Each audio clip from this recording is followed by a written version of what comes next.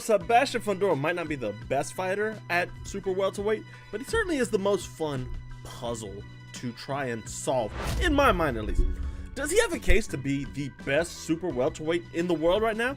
We already know Terence Crawford's gone. He's not coming back to this weight class. Is Sebastian Fundora the best fighter in the division? I don't know. There's some really good fighters in this division, and there's some out there. Obviously, he has his loss, and that's going to hurt him against the likes of Vergil Ortiz and, the Bakhram Murtazalievs of the world. You got Israel Madrimov, who has 2 losses, but he's shown that he's a really good fighter himself. So you can make the case that Fundora is there. You got Boachuk, Tim Tszyu, who Fundora's beat. Xander Zayas is ranked 10th. There's some options there for him. Does he have a case though? I mean, he's got 2 of the belts. And if you go over to BoxRec, the good old BoxRec in the world, you see the division's crazy. The division's absolutely insane. So I actually tell you what, boys, let me take y'all over here to the web. Good Lord, BoxRec is terrible. Get rid of that ad. I don't need to see that. Where is that? Super welterweight. You got Terence Crawford, who doesn't have a belt. Bakhram Murtazaliev, who, he beat Tim Tszyu, but yeah, it's Bakhram Murtazaliev. He's good. I don't think he's great. Vergil Ortiz is your interim champion, and Sebastian Fundora is your WBC world champion. Freddie Kiewit, okay. Terence Crawford has the interim world. What in the world? How is Crawford the interim champion and Fundora? Oh, God. That must be some shenanigans going on there. But anyways, does he have a case for being the best? You go and look at the rankings. I'd like to see the Xander Zayas fight. Zayas is an interesting fighter. I really want to see the Crawford fight, though. We're going to talk about, you saw it in the little thing right here. We're going to talk about Crawford later and why I want to see that fight. But the Terence Crawford fight, his win over his opponent Booker this weekend, it was a fantastic win.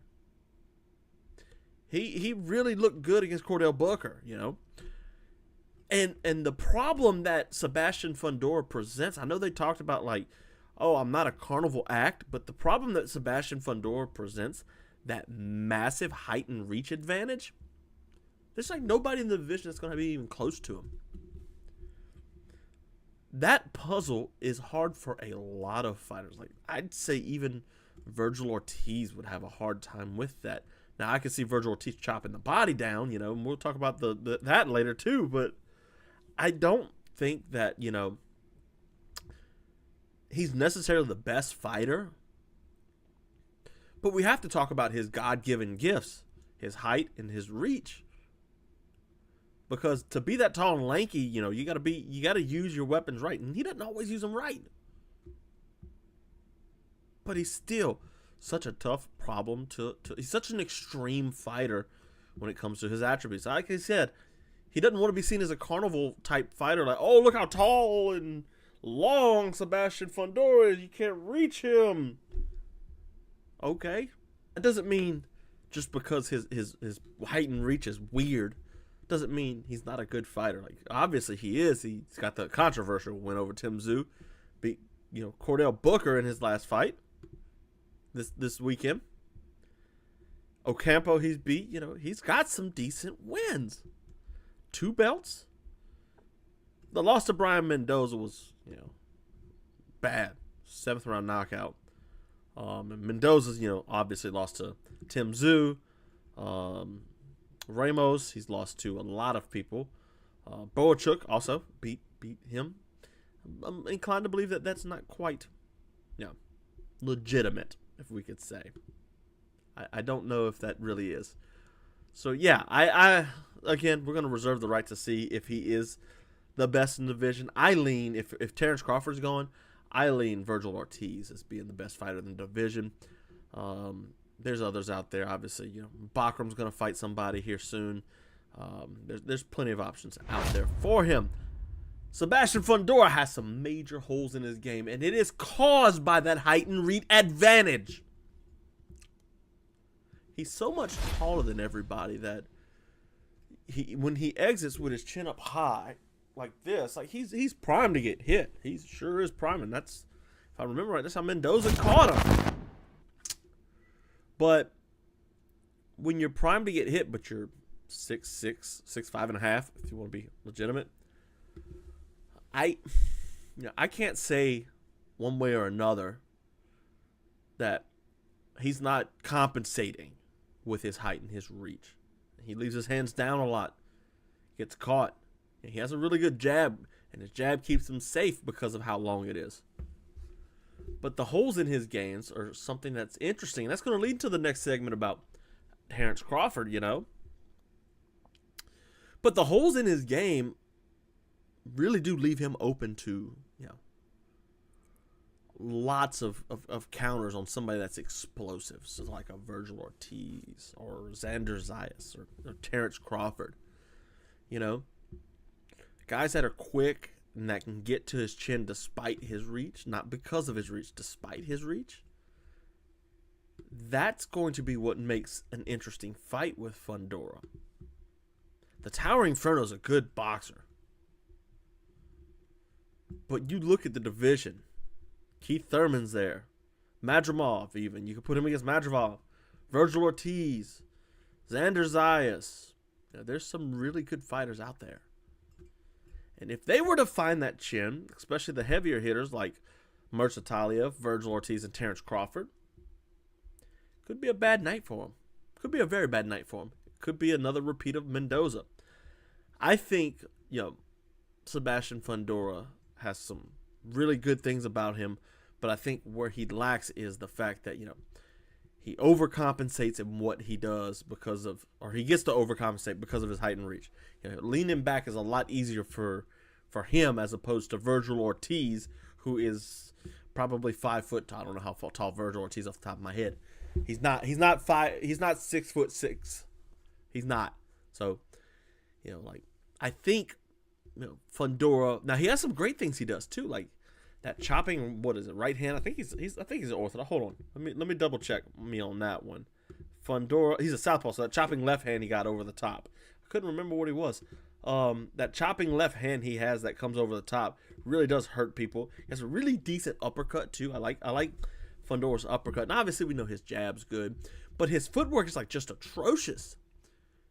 He's plotting around the ring. He's following people around the ring. Like, what are we doing? And that's going to get him in trouble against a guy who's clever with his footwork. You know, think Boachuk. Like, really unorthodox. Or we could find that chopping left with Boachuk and put him down. Or Terence Crawford, who's going to use, you know, the southpaw stance to, hey, you're not used to closed stance matchups. I'm going to fight southpaw the whole time. What you going to do? Yeah, that's the fight. That really is. I want Sebastian Fundora versus Terence Crawford. And I'm not saying it's an interesting fight because I think Sebastian Fundora can bring a tough fight to Terence Crawford. No, I think what the thing is I think that this fight is an interesting puzzle for Terence Crawford to solve. And I want to see how he does it. I think Crawford beats Fundora 10 times out of 10. I don't think Sebastian Fundora stands a chance. But I want to know, you know, I'm always watching fights trying to learn things. I want to know what would go through a boxer, like a cerebral fighter like Terence Crawford's head, to say, hey, this 6'6" guy with a 10-inch, 11-inch reach advantage over me. However, you know, he's got an 80-inch reach, so whatever Crawford's is, subtract that.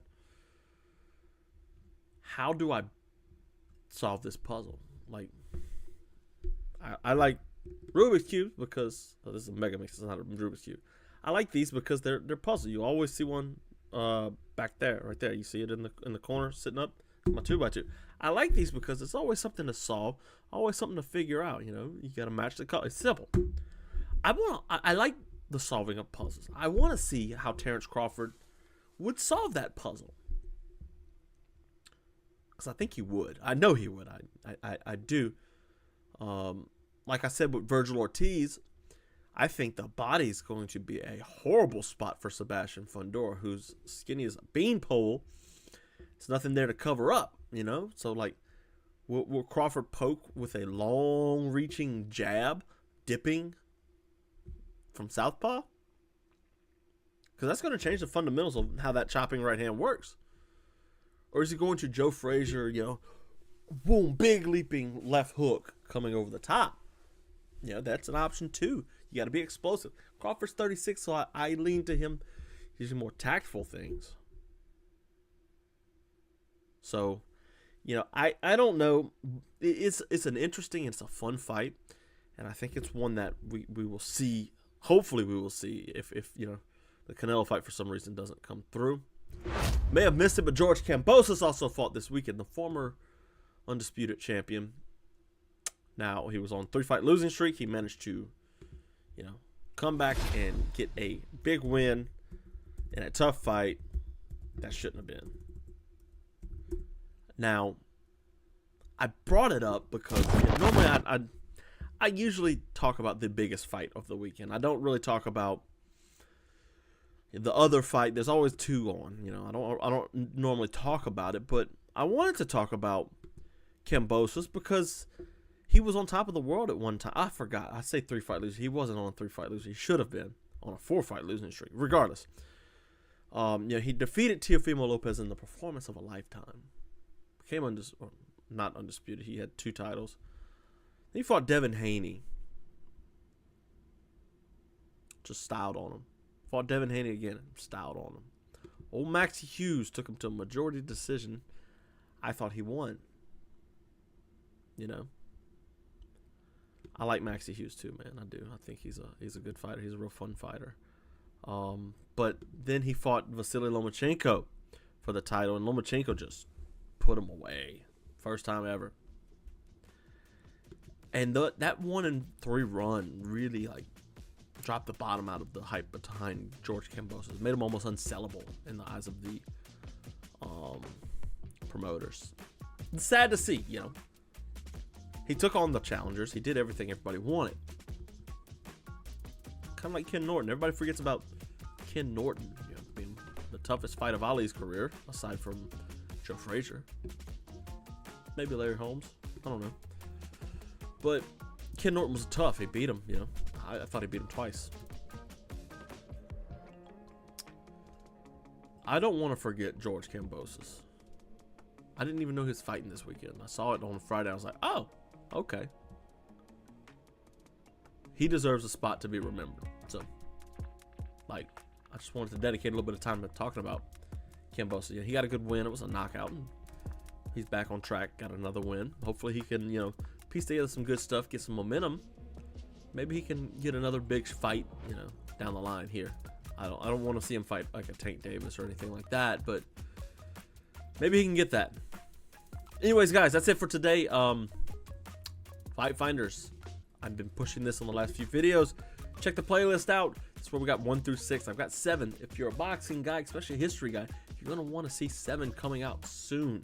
Talking about boxing in New Orleans in the 1890s. The birth of a heavyweight world champion. The first world championship ever. And what it takes to be the toughest fighter in the world. All that here. Check this out.